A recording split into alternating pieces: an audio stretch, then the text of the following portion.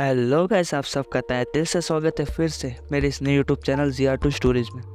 तो हर बार की तरह आज की स्टोरी भी बहुत ही इंटरेस्टिंग और बहुत ही यूनिक होने वाली है, तो लास्ट तक बने रहिएगा हमारे साथ। आज है 2 नवंबर और दो खास बातें आज। पहली तो ये हमारा कुछ अलग टाइप का और यूनिक कॉन्सेप्ट का वीडियो है।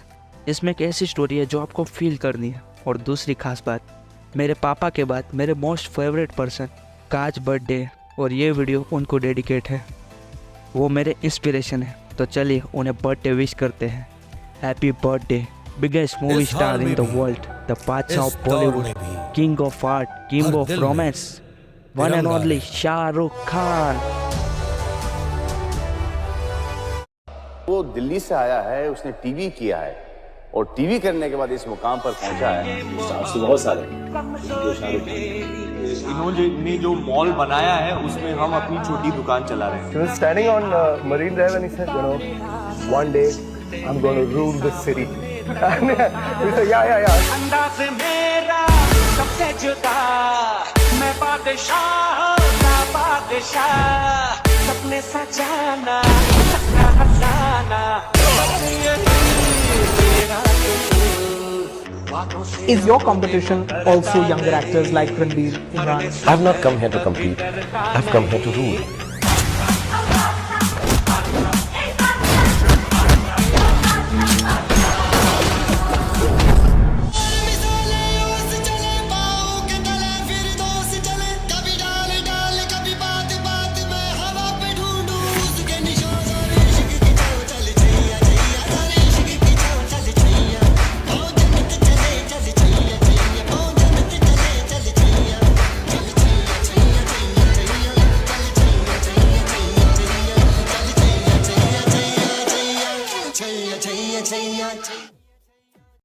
तो चलिए शुरू करते हो। हाँ, आज तो शाहरुख खान का बर्थडे भी है, तो ये वाला डायलॉग बोलना तो ज़रूर बनता है।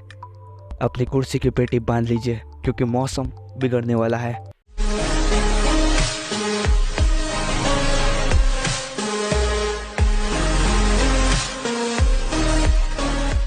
तो आज की स्टोरी का मेन कैरेक्टर है अंकित। अंकित एक 18 साल का लड़का है जो मॉडर्न ख्यालों वाला है और ज़ेंजी है, पर हर घर की तरह उसके घर वाले भी ज़रा भी मॉडर्न नहीं है। उसके घर में से 3 लोग ही रहते हैं, वो और उसके मम्मी पापा। बचपन से ही वो पढ़ाई में बहुत ही तेज़ था और उसे पढ़ाई में दिलचस्पी भी थी। उसके पापा बहुत ही स्ट्रिक्ट थे। उन्होंने घर में बहुत सारे रूल भी बना कर रखे थे जिनको अंकित को भी और उसकी मम्मी को भी मानना पड़ता था। उसके मम्मी और पापा दोनों टिपिकल टाइप के ओल्ड थॉट्स रखते थे।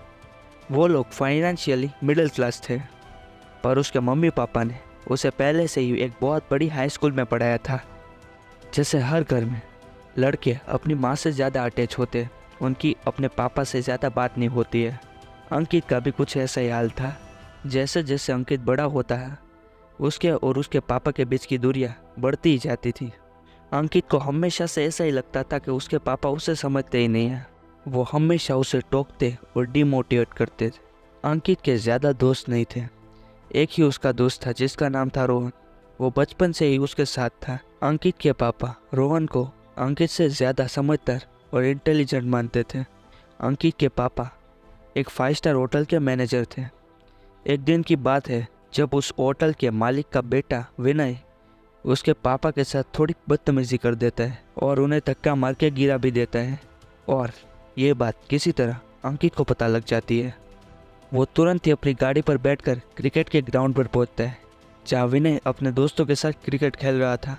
वो गुस्से में विनय की ओर चलकर जाता है और उसके पास पहुंचते ही विनय के मुंह पे एक जोर का तमाचा जड़ देता है और ग्राउंड पे लगा हुआ स्टंप निकालकर उसके पैर पे जोर से मार देता है और विनय उतर ही गिर जाता है। ये देखकर उसके सारे दोस्त डर कर भाग जाते हैं। फिर उसने विनय का कॉलर पकड़ा और उसे ऊपर उठाया और बोला, अगली बार किसी से भी बदतमीजी की तो इस बार तो सिर्फ पैर तोड़ा है, अगली बार सर फोड़ दूंगा। शाम को उसके पापा घर आते हैं और घर आते ही चमड़े के बेल्ट से उसकी पिटाई कर देते हैं और उसे बहुत मारते हैं, क्योंकि उसकी ये हरकत की वजह से उन्हें उस होटल के मालिक के सामने शर्मिंदा होना पड़ा था।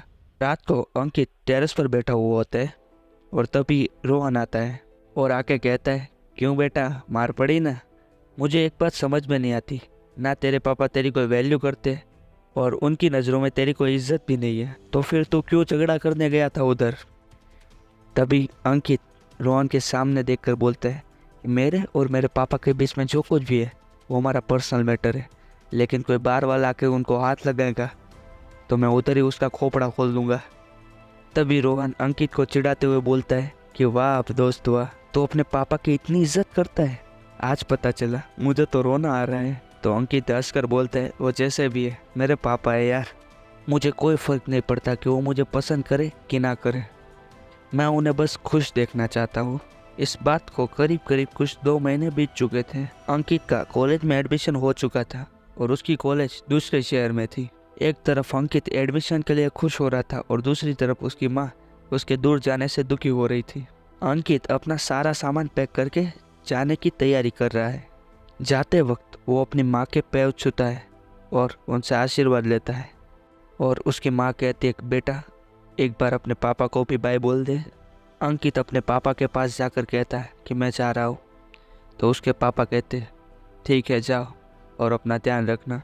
इतना सुन के वो वहाँ से निकल जाता है। बाहर रोहन गाड़ी के साथ उसका इंतज़ार कर रहा था।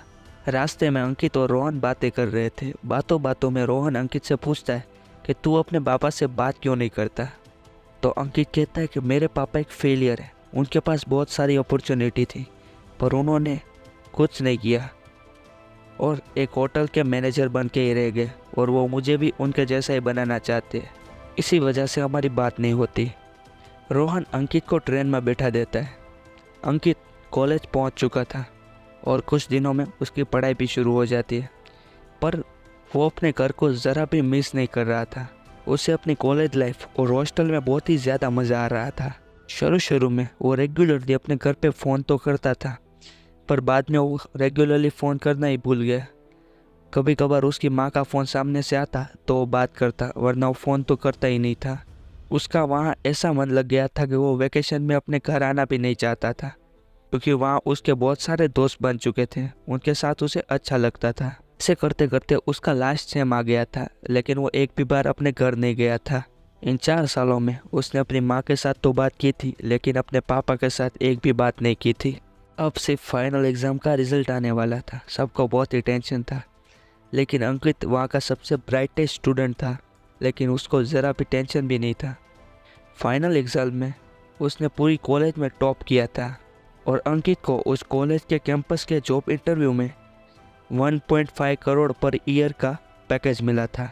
इतना बड़ा पैकेज आज तक उस कॉलेज में किसी को नहीं मिला था। इसी की खुशी में कॉलेज वालों ने एक फंक्शन रखा था जिसमें अंकित का सम्मान होने वाला था और उसे उसमें एक स्पीच देनी थी। अंकित ने बड़ी मेहनत से एक बहुत बढ़िया स्पीच तैयार की थी और उसने उसे एक कागज़ पर लिखी थी। फंक्शन वाले दिन अंकित बैक द स्टेज तैयार होकर बैठा था और वो अपनी स्पीच पढ़कर याद कर रहा था। तभी एक स्टूडेंट आकर बोलता है कि सर आपको 5 मिनट में स्टेज पर आना है, तो तैयार रहिएगा। अंकित कहता है ठीक है। तभी अचानक उसके फ़ोन की रिंग बजती है। वो फ़ोन उठाता है और कहता है कि हेलो माँ। थोड़ी ही देर में उसके चेहरे की खुशी गायब हो जाती है। उसके हाथ में जो स्पीच का कागज़ था वो भी उसके हाथ से छूट जाता है। तभी माइक में उसका नाम अनाउंस होता है, तो धीरे से उठकर स्टेज की तरफ जाता है। स्टेज पर जाके वो पूरे कॉन्फिडेंस से अपनी स्पीच देता है और वहाँ से तुरंत वो एयरपोर्ट के लिए निकलता है। फ्लाइट में बैठने के 2 घंटे के बाद वो अपने घर पहुँचता है। वो देखता है कि उसके घर के बाद बहुत ही भीड़ लगी हुई है। वो घर के अंदर जाता है और देखता है कि उसके पापा गुजर चुके थे और उसकी माँ वहाँ बैठकर रो रही थी। अंकित को देखकर उसकी माँ दौड़ के उसके पास जाती है और उसे पकड़कर रोने लगती है। इस बात को 10 दिन हो चुके थे, पर उसकी माँ की आंखों से आंसू रुक ही नहीं रहे थे। अंकित अपनी माँ से कहता है कि आप मेरे साथ बेंगलोर चलो, अब यहाँ नहीं रहना है हमें, यहाँ रहेंगे तो और दुख होगा। उसकी माँ रोते हुए कहती है कि मुझे कहीं नहीं जाना, यहीं रहना है। और वो अंकित के पापा की तस्वीर देखकर बोलती है कि तुझे पता है जब से तू गया है ऐसा एक भी दिन नहीं गया कि तेरे पापा तेरे कमरे में ना गए हो। तेरी फ़ोटो को देखते थे, उसे सीने लगाकर रोते थे, हमारे फैमिली एल्बम को बार बार देखते थे। तेरे बचपन के सारे खिलौने देखते थे और तुझे याद करते थे, पर तुझे क्या है, तुझे तो उनका प्यार कभी दिखा ही नहीं। हमेशा तू उन्हें एक लूज़र समझता और ये मानता कि वो तुझे प्यार ही नहीं करते, पर ऐसा नहीं था, वो तुझे बहुत प्यार करते थे, पर कभी बता ही नहीं पाए। फिर अंकित की मम्मी ड्रॉवर में से एक चिट्ठी निकालती है और अंकित के हाथ में देती है और कहती है कि तेरे पापा ने तेरे लिए लिखी थी और तुझे देने के लिए बोला था। मुझे कहा था कि तू जब वापस आ जाए तो तुझे मैं ये चिट्ठी दे दूँ।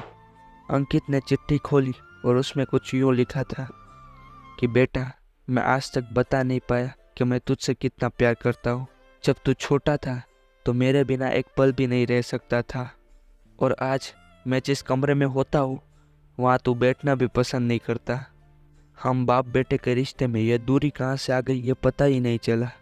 बेटा, मुझे माफ़ कर देना, मैं हमेशा तेरा बाप करने की कोशिश करता रहा, पर तुझे समझने की कोशिश मैंने कभी नहीं की। मुझे तेरा दोस्त बनने की ज़रूरत थी, पर मैं हमेशा तुझे अपने जैसा ही बनाना चाहता था। मुझे माफ़ कर देना। मैंने तो आज तक ये जानने की भी कोशिश नहीं की कि तुझे क्या पसंद है और क्या नहीं पसंद है। तू हमेशा फ़ोन पर अपनी माँ से ही बात करता है, और आज तक तूने घर पे भी मेरे साथ बात नहीं की, और मैंने भी तुझे कभी फ़ोन नहीं किया, पर तेरी बहुत याद आती है बेटा। अब तू आ गया है तो जल्दी से मुझसे बात करना चालू कर दे। अब मुझसे बर्दाश्त नहीं होता। मैं बहुत अकेला महसूस करता हूँ तेरे बिना। आई लव यू बेटा। और लास्ट में लिखा था योर डैड विथ लव। ये चिट्ठी पढ़कर वो फूट फूट कर रोने लगा। उसकी माँ उसे शांत करने की कोशिश करती है, पर वो बहुत ही ज़्यादा रो रहा होता है। वो अपने पापा की तस्वीर को देखकर बोलता है, सॉरी पापा, सॉरी, मैंने आपको बहुत गलत समझा, मुझे माफ़ कर देना। आप वापस आ जाओ, मुझे आपसे बहुत सारी बातें करनी है, प्लीज़ पापा प्लीज़। ये सब बोल के वो बहुत रोने लगता है, और हमारी स्टोरी यहाँ पर ख़त्म होती है। तो गाइस, आज की स्टोरी से मैं ये कहना चाहता हूँ कि समय समय पर रिश्तों की अहमियत करना और रिस्पेक्ट देना बहुत ही ज़रूरी होता है, वरना बहुत देर हो जाती है और हमारे हाथ में कुछ नहीं रहता।